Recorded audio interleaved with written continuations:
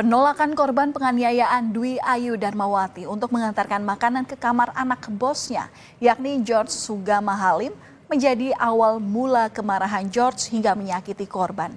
Dwi mengaku punya alasan tersendiri untuk menolak permintaan pelaku tersebut.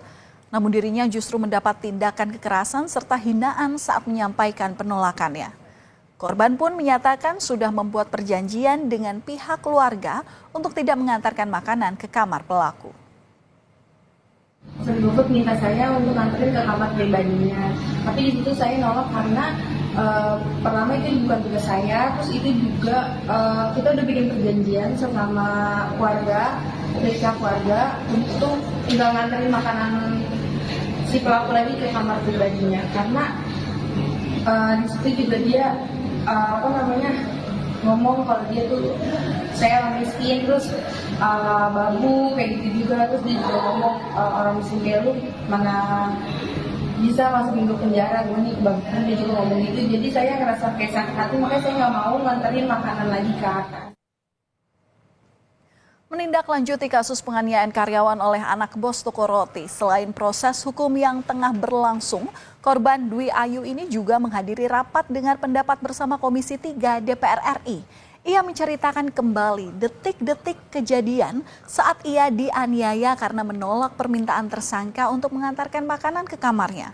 Korban mengaku dilempari pelaku dengan sejumlah barang hingga dirinya terdesak.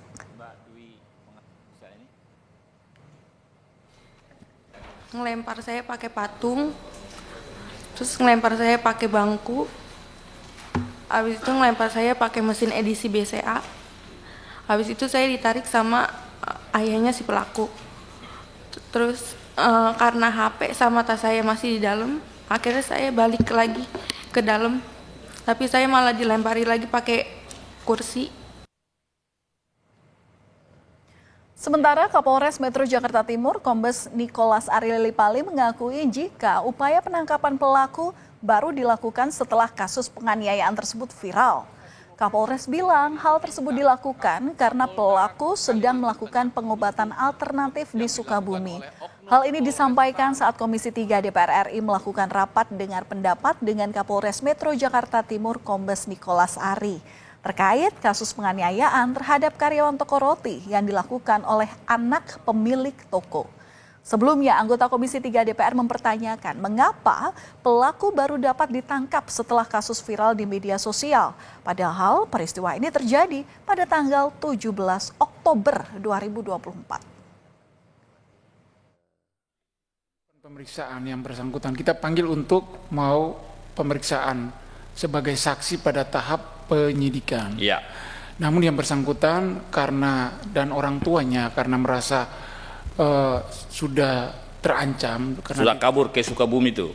Mereka menurut keterangan kepada kami bahwa mereka ke Sukabumi itu karena ada tujuan untuk mengamankan diri dan ada informasi dari salah satu temannya bahwa di Sukabumi ada tempat pengobatan alternatif.